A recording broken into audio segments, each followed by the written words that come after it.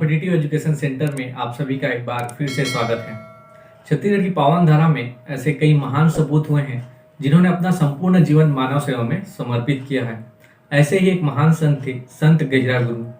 उन्होंने आदिवासियों को शोषण और भ्रष्टाचार से मुक्त कराने के लिए साथ ही साथ आदिवासी समाज में सुधार के लिए अनेकों कार्य किए हैं। इनके अगर जन्म की बात करें तो 1905 में श्रावण मास के अमावस्या में रायगढ़ जिले के लेलुंगा तहसील के समीप एक गहिरा ग्राम में इनका जन्म हुआ था। बचपन से ये एक आध्यात्मिक प्रवृत्ति के थे। इनका जो बाल्यकाल में नाम था वो रामेश्वर नाम से ये विख्यात थे।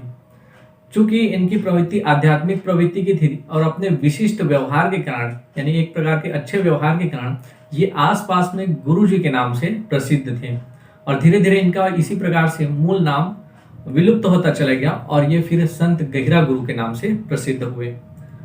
जब इन्होंने आदिवासियों के समाज सुधार का कार्य आरंभ किया और अपनी जो क्रांति लाई वह ब्रिटिश दासता का काल था, अर्थात हमारा जो भारत देश था वह अंग्रेजों का ही गुलाम था और उस समय गांधी जी के अहिंसावादी विचार से बहुत ज्यादा प्रेरित थे।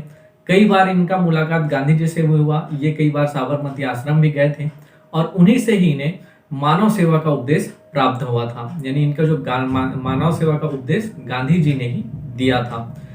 इनका जब 1942 भारत छोड़ो आंदोलन प्रारंभ हुआ था तो उस समय लेलुंगा के समीप जो गहिरा ग्राम है वहां से गहिरा गुरु रायगढ़ तक की पैदल यात्रा किए थे और उनकी उस समय तीव्र इच्छा थी कि गांधी जी से फिर से मुलाकात हो।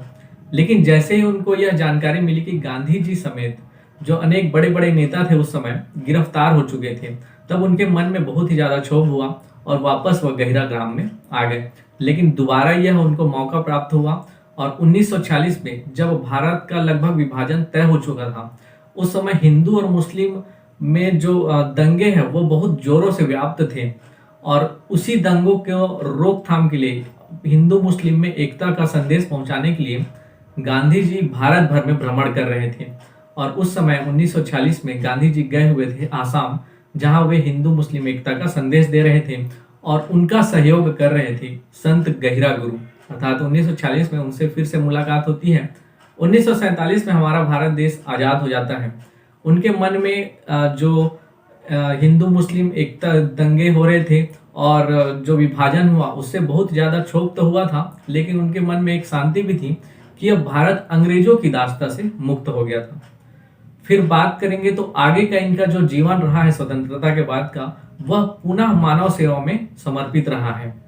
1996 में 21 नवंबर को इनका निधन हो गया और इस प्रकार से हमारे बीच से एक जो महान संत है वो चले गए। लेकिन आज भी अगर देखें तो उनके समाज सेवा, देश प्रेम और कर्तव्य निष्ठा के कारण हमारे बीच प्रेरणा के स्रोत बने हुए हैं और कई आदिवासी समुदाय, उरांव और मुंडा, नगेशिया, ये लोग आज भी उनको पूजनीय मानते हैं।